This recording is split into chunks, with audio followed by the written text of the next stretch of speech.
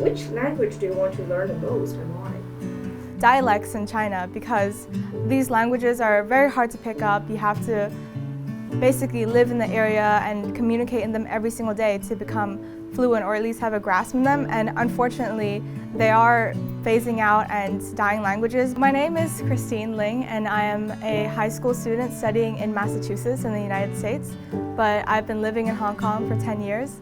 And coming from a background of learning Chinese, Cantonese, and German, I've been really passionate about languages for almost 5 years now. What describe this platform? Global, community, and innovative. What makes Lingoscope stand out? I think the most important factor that makes Lingoscope stand out is that we are completely student-led and student-run.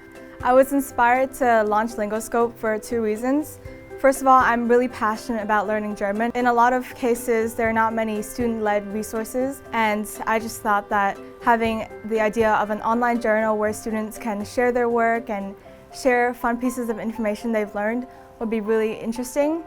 Another reason why I launched Lingoscope is because I realized that there was a lack of cultural exchange trips, especially during a pandemic, and this can definitely be an easy solution for students to be able to achieve that cultural exchange and be able to interact with people from another country during a pandemic. And I think by building a platform like Lingoscope, where we can connect students and allow them to meet each other, this can not only be helpful for them on their language learning journey, but it could also be really useful in terms of cultural exchange, which is absolutely important when it comes to language learning.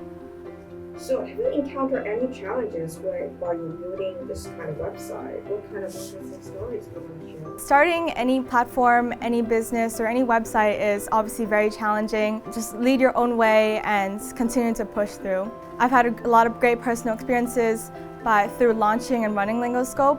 One of my favorites is being able to meet people from all over the world, and it's just so interesting how even in the face of so many challenges today, we can be able to connect on a Zoom call where we can have people from over 10 countries connect, and this is something I wouldn't be able to do normally, but through Lingoscope, this has really opened up a lot of opportunities and networking opportunities.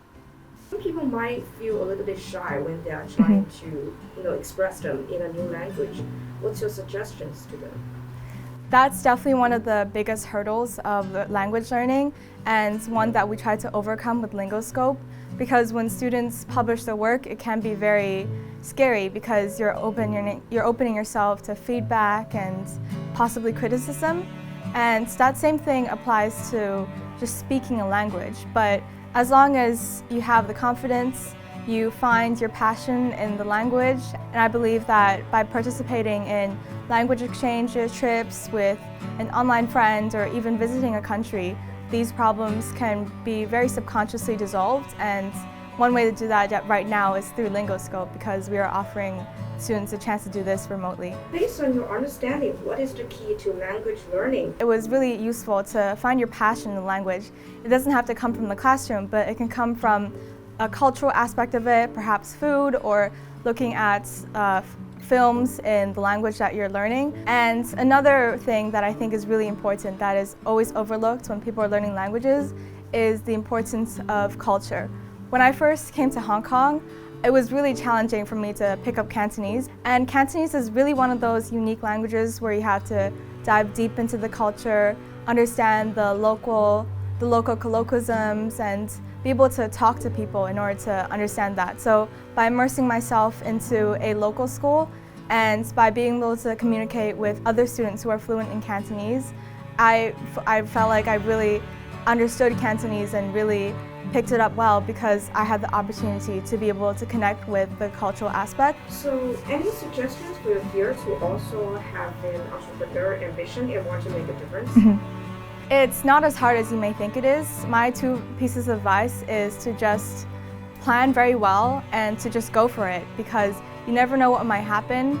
Even if it's just looking down the road for 3 or 4 months, it's important to you to realize your goals, have faith in yourself, and just go for it. In this age and world where technology and the internet is so accessible, there are so many ideas out there that are just waiting to be brought to life. What's your dream job? Any plans for your future career development? Although my dream job is not directly related to languages, I would love to work in biotechnology, and I feel like the pandemic has highlighted so many issues that we need to overcome as society in terms of health and being able to prevent future pandemics and outbreaks. And I'd love to be able to work in the greater Bay Area in the future, and I think my language skills could definitely be really helpful in bridging connections between people from all over the world and being able to communicate with scientists and talent from overseas, from China, and even from Hong Kong.